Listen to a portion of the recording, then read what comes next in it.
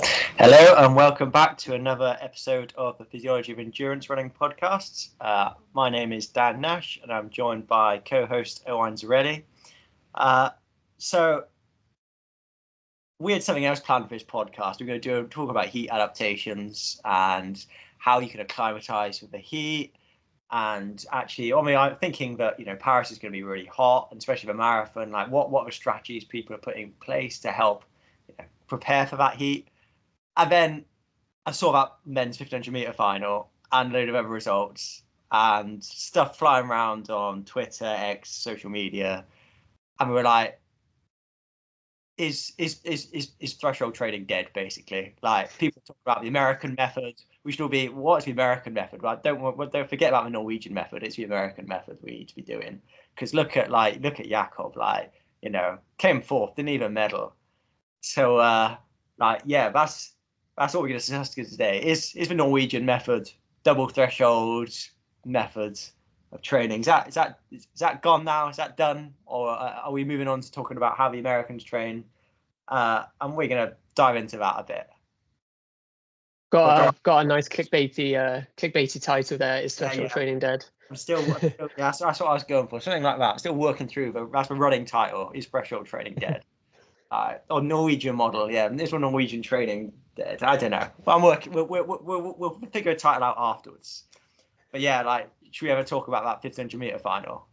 Yeah. It was fantastic, wasn't it? I was on the edge of my seat the whole way through. I guess. If you're listening to this podcast, I imagine you've seen it. Do you want to give us a run through of what happened there, Owain? You can probably remember more than me. Yeah. So it would be Jakob. Jakob hits the front sort of 200 meters in. Jakob Ingebrigtsen runs, what was it, 54 first lap? 54, 54, which he's said since was too fast. And then he took his foot off the gas a bit on the second lap.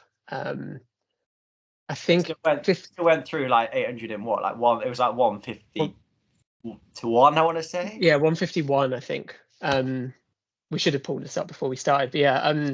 And then picked up the pace again on the third lap. I think something that hasn't been mentioned, at least that I've heard, hearing recaps of the race, is I think he also got really lucky with Coleman, the Kenyan, just throwing out the anchors at that point. They were already sort of strung out a bit from the pace. Yeah. And then Coleman, who I think was in second, then decided he'd had enough and made a lot of, the rest of the sort of guys challenging Jakob go round him, a lot of them on a corner as well. So, that then happened in the third lap. And then I think that left Chariot in second, but, not right on Jakob. And then, just kept the pace high. Fourth lap, Kerr closed about 300 meters to go, got onto Jakob. Jakob looked back. That's not a good sign, is it? Yeah, don't be looking back. Yeah. I think he looked back 3 or 4 times. It wasn't just once, definitely. So, if you believe what he said afterwards, when he said he knew he had already made a mistake at the start, then probably a bit of panic at that point. Yeah, he said he made 2 mistakes, didn't he? That first lap was just a little bit too fast. I just did the maths. That was world record pace. No pacemaker just going off. And then he said, but yeah, he put in a surge, like he said, at 600 meters because he was just feeling great, he said. Yeah. And he basically just overcooked it, didn't he? He overcooked it. What was his finishing time? Still would have been 3:27, yes. He was a bit back, wouldn't he? I don't know. Anyway, I guess he let up at the end, didn't he? He was fading like anything down the home straight, wasn't he? Yeah. Ends up out of the medals in fourth, which no one would have predicted. Kerr, who's thinking, this is my moment, gets into the lead, but it's only briefly because then Cole Hocker manages to comes through on the inside, just sneaks it, and then but Nagus is also finishing like a train. Yeah. And it's super tight, isn't it? At the end, Cole Hocker gets the gold. Kerr manages just hold off Nagus by 100th or something like that for silver, and then Nagus coming home in for the bronze. But an American first and third would not be what you predicted. I No, not at think all. for me, I'd have gone, yeah, maybe Hocker could have snuck a bronze, like, but I I don't think think he would have. He wouldn't have been the American you would have probably picked either. Like I probably would have even picked Hobbs Kessler over him. you reckon, yeah. Yeah. I mean, anyway, it was a great race. I think like Cole Hocker and I played it perfectly because like there was a lot of fighting between Kerr and Jakob. Like Josh, like you said, Josh was on his shoulder and that had come quite a lot wide, and Jakob was purposely trying to push him out, but that was what allowed Cole Hocker to go down the middle. And like, I think Cole Hocker had like the whole race in lane one, like right on the curb, and like that definitely helped him. But yeah, it was just a great race. But then I guess that goes like, I mean, that led us to, I guess, like that. I think that was the highlight, wasn't it? Of like certainly this conversation, like right, threshold training. We all think we know what Jakob Ingebrigtsen does. He publicizes it quite a lot. Basically, Tuesday double threshold, so threshold session in the morning, threshold session in the evening. Thursday double threshold, same as Tuesday. Friday maybe does something slightly more intense, but like often on the hills, like 20 by 200 meter hills. And he's consistently now the guy running the fastest in the Diamond League. You pace it, and a paced race, he's winning like every time. 99% of the time he's winning. But he came fourth at this Olympics. Josh Kerr beat him at the last World Champs, and then Jake Whiteman beat him before that. He won gold in Tokyo, didn't he? But before that, it was the Kenyan, wasn't it? He was second to the Kenyan. Chariot, wasn't it? Chariot, yeah. It's just not working for him, is it? It's just not working for him, really. In a championship where it matters, like it worked for him once, and I think then he could get away with it because he was just so much fitter than everyone else. But I feel like everyone else was caught up. And yeah, I think people have recognised that their flaws has been their endurance. They worked on that, but probably still maintain that speed aspect. But Jakob just can't close fast. And I think like that was like I said, like in terms of like the conversation, is threshold training dead? Like that was the highlight of this, like, the 1500 meter final. But there are quite a few other examples of people who we have publicised that they do lots of threshold training and have underperformed at these Olympics. Like, I mean, do you want to go through them together? Who for you is like who are you for you like good examples? I think it's hard to see past what's going on Athletic Club. Like apart from Nagoose, they've got some great runners. Like Ollie Hall won the Commonwealth gold in the 1500, but then has a not very good heat and then is out in the repechage. Who else in OAC? Then they've got Mario Garcia Roma as well. Similar outcome. George Mills, I guess OAC Europe. He's been quite public about doing some threshold training, hasn't he? So and it's just looked.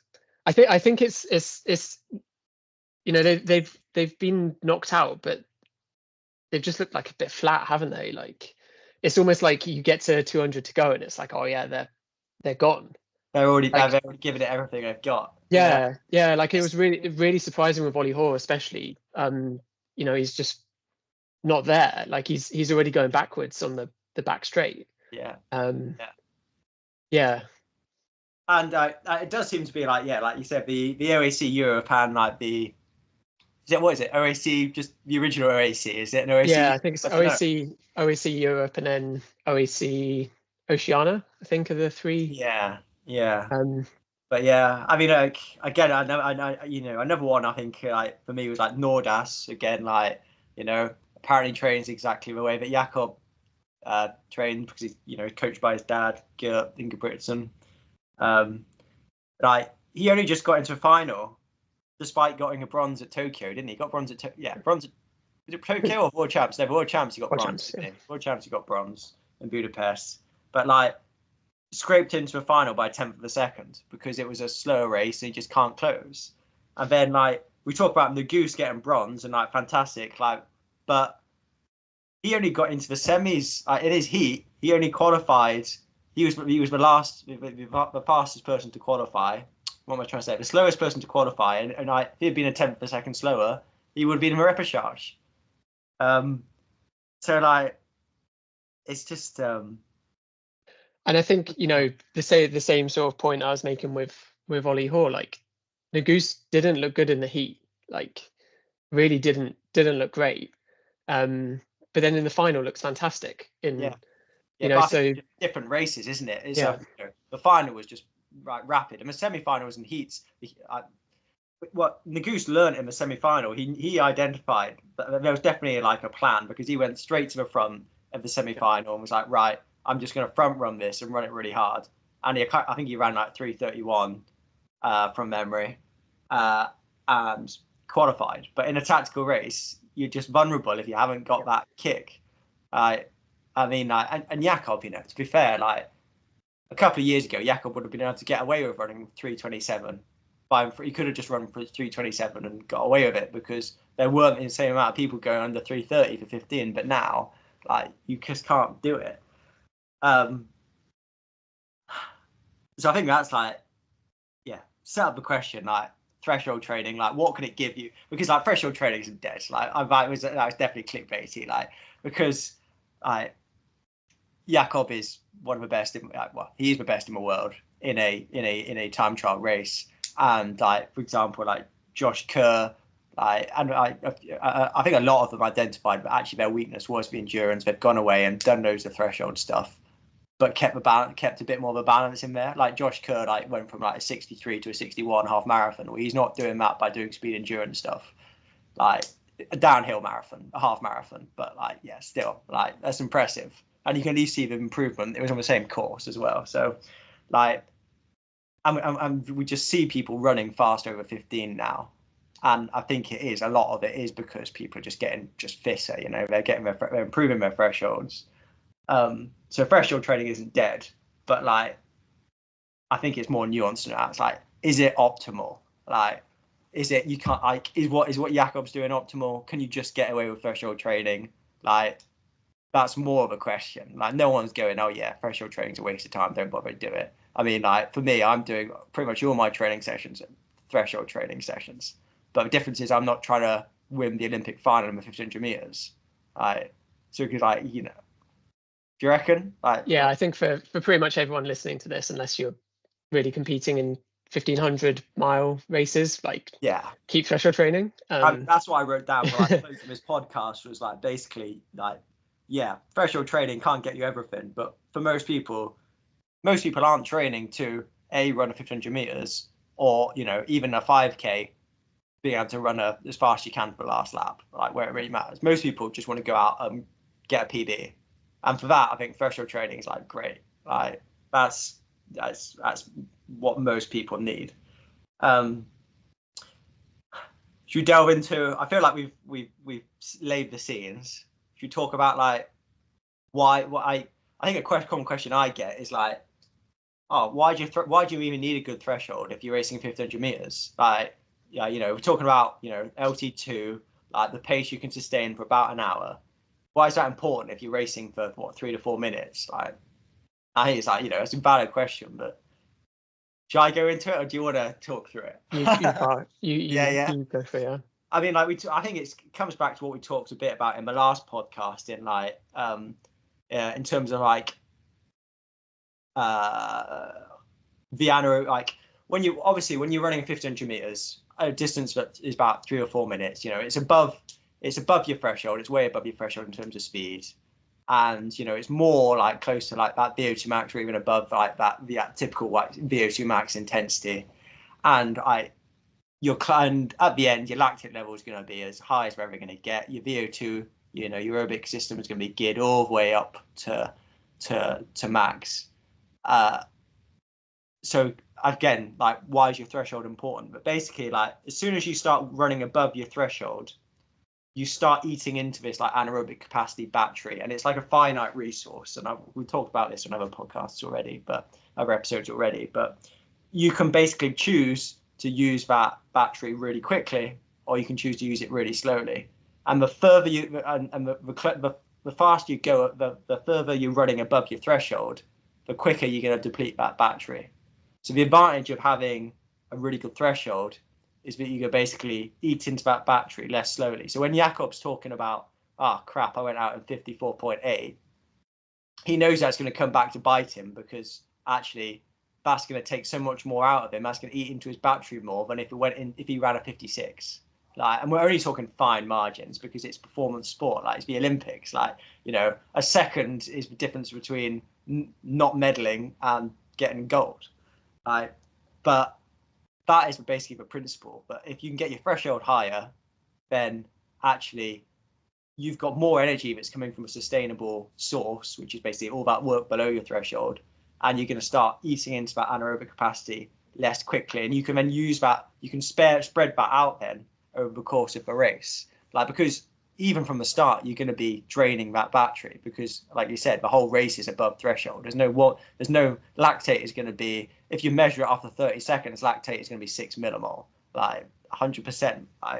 And if you were going to be more advanced analysis of taking muscle biopsies and all that other complicated stuff, you'd see that anaerobic metabolism is ramped up straight away, and you're going to see really, really high glucose utilization, glycogen burning, and all that. But it's just the affects the rate of how you're going to do it. So if you've got, trying to think of a practical example, if your thresholds at, your threshold's at 20k an hour compared to someone who's racing at, got a threshold of 19k an hour, then actually running at 21k an hour is going to be much less taxing for the guy who's got a threshold at 20k an hour versus the guy who's got a threshold at 19k an hour, regardless of what his VO2 max, anaerobic capacity, maximal sprint speed is. It's just going to cost less. So you need to get that in a really good place. And I think that's all. Yeah, I was going to say, you can flip it as well, and you can say that the person with the lower threshold is going to incur a higher oxygen debt. Absolutely, yeah. It's maybe another way to think about it as well. Yeah, it's just gonna be, they're going to have to take more of that energy from that anaerobic capacity to match the to match the demands that they're putting on their body. I was going to go somewhere next. It's gone straight out of my head. I think it's maybe also worth talking about just some of the benefits in terms of more chronic training from threshold training. You will have already covered this in, we talk about this all the time, I guess, but you can just do so much more work when you're doing threshold training, and there's an interaction or relationship between the amount of intensity and the duration of work that you're able to do. So if you can go and do, like the Ingebrigtsens are doing 2 threshold sessions a day, that's going to be an hour's worth of quality work, isn't it? In those 2 sessions, that's more beneficial than doing one session that's maybe only 20 minutes worth of work at a slightly higher intensity.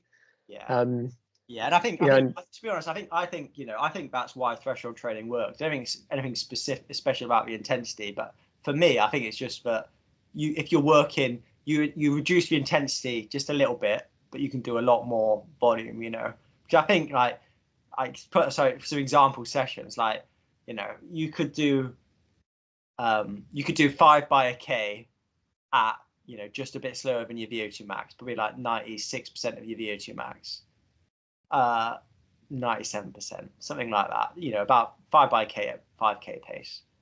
Or like you said, you could do a double threshold day where you did 20K at running at about 90% of your VO2 max, 89% of your VO2 max. So you've done 4 times as much work, and the intensity's only dropped a few percentage points.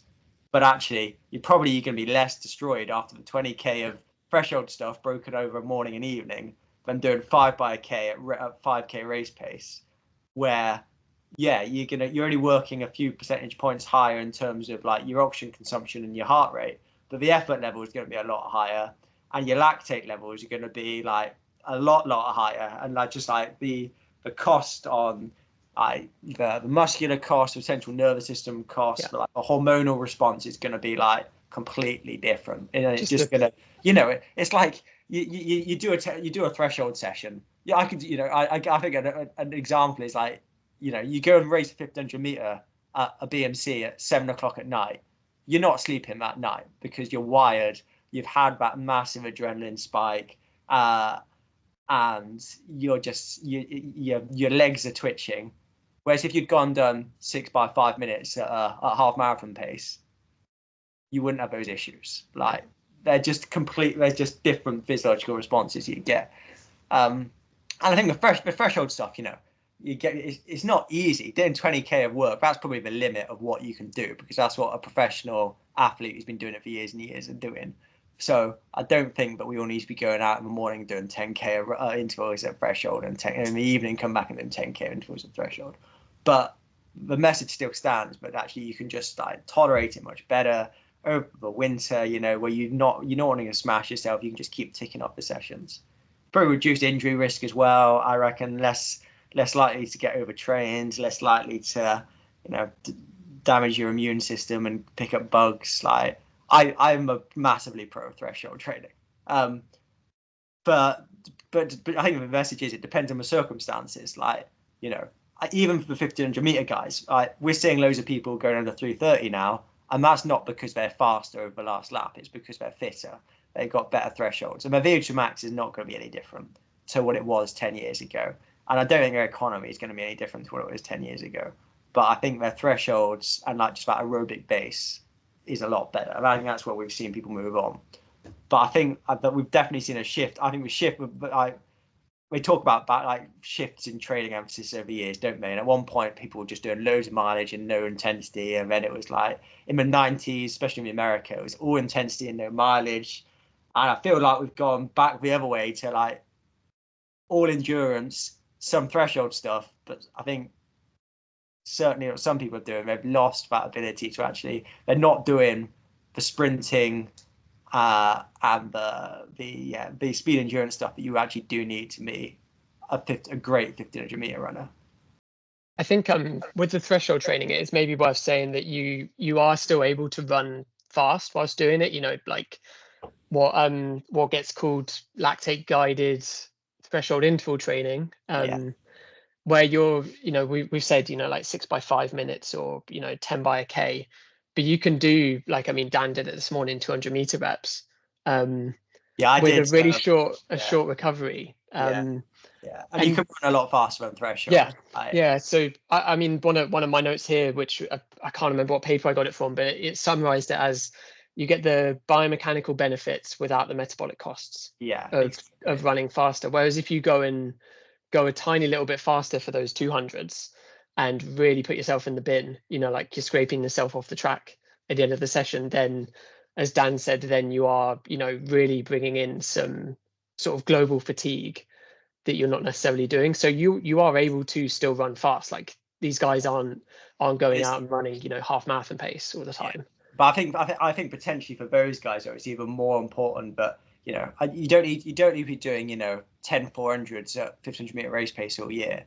But you need to be making sure that you actually keeping your sprint speed in a really good place. Like actually doing proper sprinting. Like Jake Whiteman is a great example. You go on his Instagram and you see him doing proper sprinting like he's a sprinter. He's going out and doing 30 meter reps, 40 meter reps, full recovery as fast as you can.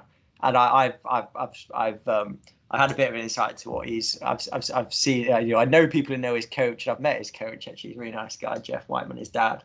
But they're sprinting twice a week, year round, going out on the track. Sometimes they might be doing hills, but they're doing 4 second, 5 second hills as fast as you can, full recovery, focusing on actually running fast. And that's going to give you that ability, that neuromuscular ability to just be really efficient at faster speeds, but also just have that top end, that top ceiling. They're not necessarily going to be hitting those speeds at the end of the 1500 meter race, especially if it's fast and it's fatigued. But like you said, a threshold, if you got a better threshold, it's going to make just faster running more tolerable. But actually, if you can run if you can run 400 meters in 45 seconds, like probably what I reckon Jake Whiteman could do, maybe 46 seconds. That's going to make running 50 seconds at the end of 1500 meters a lot easier. And I think that's where some people have got the balance wrong. Because especially like, I mean, some of the all the 1500 heats were pretty fast for the men's side. Some of the women, they were pretty slow. And in the 5K, they were stupidly slow. They were running like 14 minutes, weren't they? And it was carnage. There were people on the floor everywhere because you got loads of people fighting for the same spots. But, you know, if you're running, if it becomes just a shorter race, doesn't it? If the Olympic standard for 5K was what, 13:03, I think, and you're in a heat where so everyone's run that time pretty much. A few people slightly slower varying on rankings, but then you're in a race, a 5K race where the winning time was like 14:10, 14:20, was it? I didn't actually see the heats. I just missed it. So that's bad. But the last lap must have been crazy, and it's not a 5K race. Then it's basically a 400 meter race. And if you've been doing threshold training, I reckon it would help him that you're probably gonna be more recovered if you had to do another 5K in a few days. But threshold training isn't going to help you run a fast 400 meters. Like, you need to do sprinting for that. And it's just about the balance, I think, in what some of these people have done. Just with what you were saying about Jake Whiteman, just in researching for this podcast, I found an example of Hobbs Kessler's training week. So he came 5th in that 15 final. So there was a couple of threshold sessions. What did he do? Tuesday and Saturday were both double threshold days. But then Monday afternoon, he has what does he have? He has a 40, 80, 120 meter reps at 1500 pace, and then a few 80 seconds at 800. Oh no, sorry, 80 meters at 800 pace, and then 3 by 40 meters at 400 pace. So those are going to be getting pretty fast towards the end. They're still blending it, but then, you know, this is just an example. I think he gave this example sort of training week on another podcast. But he takes all of Sunday off. So that's a complete, you know, contrast from what sort of the reported, you know, training weeks that the Ingebrigtsens are doing. They're not or whatever, isn't it? 190k a week. Yeah.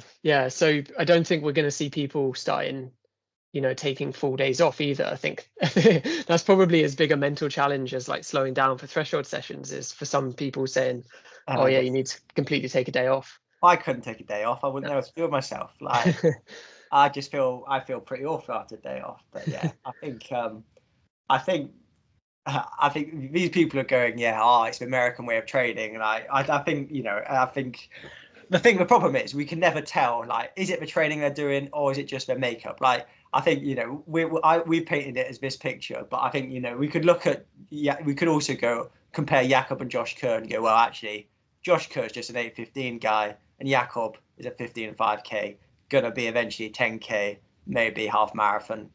I don't think marathon, but like I bet he's definitely that more of an athlete. So actually, maybe you could swap their training programs around and they'd both get worse. Like, I could see that happening, like, because they are just, Jakob is just a more endurance-based athlete, and Josh Kerr is just, you know, a more of a speed 8:15 based athlete. Like, and the sprint training is really important, and if you don't do it, you're going to get found out. But there's only so much you can improve your sprinting performance. My best for 100 meters on my power of 10, I think, is 15:3, and that wasn't even when I was a kid. And I think I have done a bit more sprinting in my training now. Just for last summer, I've just been playing around with it. And I went out onto track and did 6 by 100 off a rolling start. And I got down to 14.3. But however much sprinting I did, I'm not running a 12-second 100. That's just not happening. And that's, so I'm never going to make it as a middle distance athlete because I can't run fast enough. Like, Jakob would never make it as an 800 meter runner because he just probably hasn't got that capacity to raise his sprint game enough. But again, we're talking about fine margins here. I mean, this conversation doesn't happen if Jakob's execution of a couple of races is, you know, milliseconds different. Like, you know, a couple years ago in the World Champs, he was he was half a second, maybe a lap off of winning that race if he'd just gone a tiny bit faster. So yeah. I mean, I was really impressive by Jakob. Like he front ran. We need to look at what did he run. Let's actually look up what he ran. But because he front ran the whole thing, didn't he? And I'm pretty sure I've seen it out there. It's the fastest front running race ever, like timed by someone who just front ran the whole thing about a rabbit. Bear with me. Men's. I mean, there's I'm sure someone's calculated it, but there's going to be a cost to front running as well in terms of just with drafting. He's given everyone a nice lead out to the finish. Yeah, exactly. I mean, he was the perfect pacemaker, wasn't he? Like literally, I mean, Josh Kerr basically sat on him the vast majority of the race. Once the two Kenyans got out of the way, like Chariot and the other one. I've got it here. He ran 3:28.2. So actually, he's half a second off being an Olympic champion. Like, so if he'd been, if he just, you're right. If he would just run that first lap slightly slower, he may well have got away with it. I think maybe not. I think Kerr would have had him, but maybe that's just my British bias. But yeah, I mean, he did nearly get it right. But see, and again, I think the same goes for some of the other athletes we're talking about, like George Mills. Well, like, yeah, he's a 15 5K guy. Like, he ran in the 15 and the 5K. But I think he seemed particularly vulnerable. Like, he's someone who's been very vocal about doing 120-mile weeks and loads of threshold stuff. And like, he had run a fantastic indoors, and he's run some fantastic races. He's run super quick over 5K. I think he ran 12:57, didn't he, indoors? But and that's the threshold stuff's bloody it's worked for him. It's got him there. But actually, his next step is, right, I've now realised that I can run a time pretty much as good as anyone else. Maybe not quite, but he's not far off. But his weakness is obvious, which is if it's slow, like, I'm super, super vulnerable. And you don't it would have been much better if he had to, he had to go into the repechage for he had to go in the repechage, for the men in the 15, didn't he? Yeah. I mean, that's gonna hurt your performance a lot more than if he'd spent a little bit less time doing thresholds. Maybe in his threshold wasn't quite as good, but he could close a bit faster. Then he's gonna be a lot fresher going into the final because he wouldn't have to go into the repechage, and he'd been just better off. It's so easy to be an armchair critic in it and criticize, but and you never know. Maybe he has been doing loads of sprinting as well, and maybe that's just his profile. But I'm just jealous I can't run 12:57 for 5K. I think we'll see some different execution at the next World Champs. I don't think a lot of these guys are going to let it be slow early on, especially in the heats. Well, I was thinking more about the final. Maybe we are going to go back to more of a sit and kick type race, because you're always going to get the Jakobs and the Gooses who know that's not their best tactic, but it's not worked for Jakob in the last 3 championships. Like, he can try. The only time it did work at Tokyo, he had is when he had Timothy Chariot lead him out the whole way, and then he outkicked Timothy Chariot. So he basically did what Josh Kerr did. Yeah. Timothy Chariot did that because he's the same. He's not got a great kick, but he was the fittest in the race, nearly, after Jakob. So the only time it's worked is when he's basically had a pacemaker the whole way. And other than that, everyone's just outkicked him. Well, not everyone, but at least one person's outkicked him in the final straight. And Jakob doesn't he doesn't care. I think he would value a gold or nothing in his books, I imagine. Like, to be fair, I thought they were all very gracious when they won.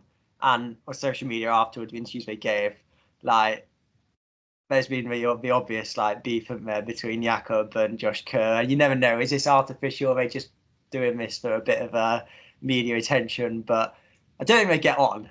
But Jakob was quite gracious in defeat, and Kerr was pretty gracious to come in second. And it was that made me happy. I don't really like the people shouting at each other part of the equation. But we're going off tangent here. But yeah, I think it'd be really interesting to see which direction the 1500 meter goes. And I think don't need to keep rattling on about threshold now. I think we've got a message across, but I think what we can do to end it off is basically saying, like, unless there's anything else you want to talk about, but I think one of the things, but like, yeah, going back to what we alluded to already was, but actually most of us aren't trying to run the fastest lap at the end of the 500 meters. We just want to, and most of us aren't even racing 15. Like, we're racing 5k, 10k, half marathon, and I think there's definite values in the threshold stuff. And I think, like you said, I think that's like doing the short reps with short recoveries as well, so you can get a bit more of that biomechanical benefit, whilst and recruiting those fast twitch fibers as well, because you're only going to recruit the fiber. You're only going to I think we could do a whole episode on muscle fibers and muscle fiber recruitment and stuff like that, because people don't understand that well. I don't think a lot of people don't. But you only train the fibers you recruit, and your fibers you recruit is very much depending upon the speed you run at and the amount of force you're producing. So actually, if you are just doing, long threshold intervals, like 6-10 minute intervals, then you aren't going to recruit those fast twitch fibers, but only get recruited when you run a bit faster. And I think, like in that example, like this morning, I did 50 200s off 100 jog, which, yeah, maybe that was a bit extreme, but I decided to do that. And I quite like playing around with different sessions, and I have done it before as well. But I was running them. I started off a bit keen. It was a bit windy as well, but I was running them in like between 34 and 36 seconds. But even 36 seconds, that's 450 a mile, 20k an hour. That's above my threshold. But I could do 50 of them off of just a 100-meter jog in 25, 26, 27 seconds, because it was short. And actually, I didn't measure my lactate at the end, but my heart rate average for the whole thing was 160, and my marathon heart rate is 166 average. My threshold, I got up to 170 heart rate at the end, and my threshold heart rate is 170. So I think my lactate levels would have been pretty much where I want them to be, about 3 millimole or so. But the messages I got in 10k of running at probably between 5k and 10k race pace ish, maybe slightly slower, and it didn't cost me that much. I'm fine now. I'll go for another easy run later if I've got time before nursery pickup. Should be just all right if we wrap up soonish. But yeah, I think that sort of stuff is good. Don't just go and do don't just go and do 10-minute, 5-minute, 6-minute intervals. Yeah, don't. I think it's something you see a lot of people get caught up in, is like a certain distance has to be a certain pace for a rep. Yeah, you can play with the pace. You can do 200 slower. They don't have to be fast. Exactly. I play around with recoveries. Recoveries can help you just manage that. I think you're setting the session. I think sometimes it's harder with juniors, because you're not going to set them a massive session, because they're just not ready to handle that. But it would be very hard for me to run too hard on a session of 50 times 200 of 100 jog, because I wouldn't get through it if I was running them too hard. I would just be dead on the floor. Halfway, I'd go, I'm gonna have to call it a day here, because I'm dead, and that's because I've pushing the intensity too high. And it's the same with all the long intervals, the short intervals. If you set a good volume session and you just listen to your body and you go, right, I want to go for a 7 out of 10 effort here, then you're gonna get it pretty close. I should be you should be coming to a lab and getting physiology tested. The Sport Physiology Hub, Cardiff Met, £140 for submax and max. Cheapest place around in terms of lab grade equipment. Yeah, you should come there, but you can get away with a lot just by going off of the feel. I think that's any concluding remarks.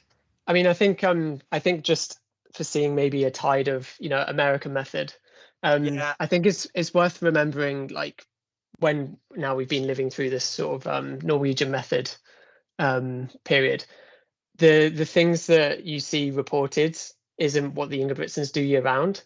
The sort of training week that Dan mentioned at the start, that's just their off season. That's not their entire year. The things that they do during the competition phase aren't in any papers. And you never know. There's a couple of bits on what Henrik has done in the competition period.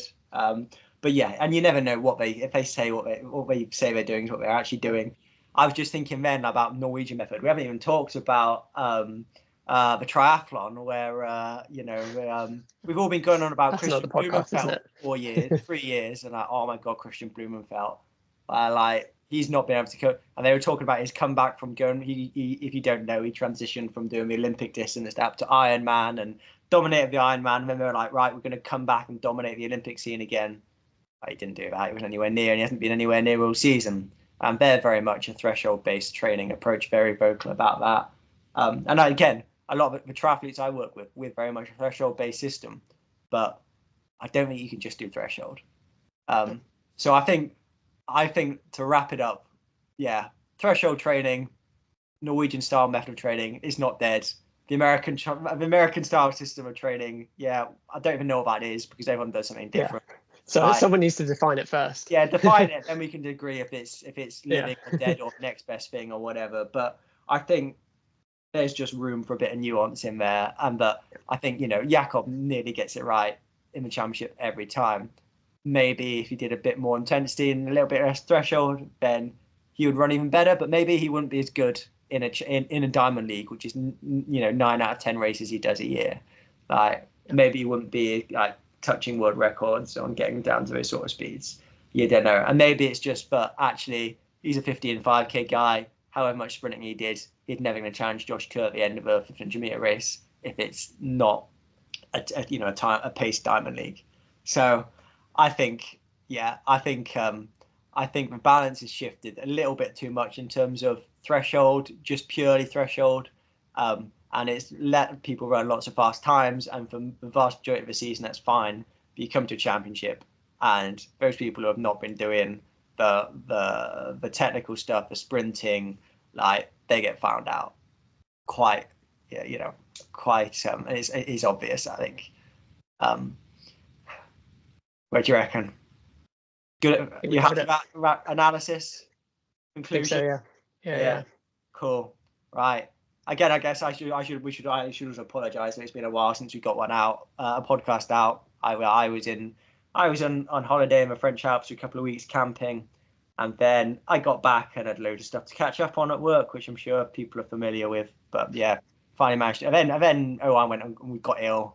I'm gonna blame you for another few days. It's my fault. Yeah. I've been busy.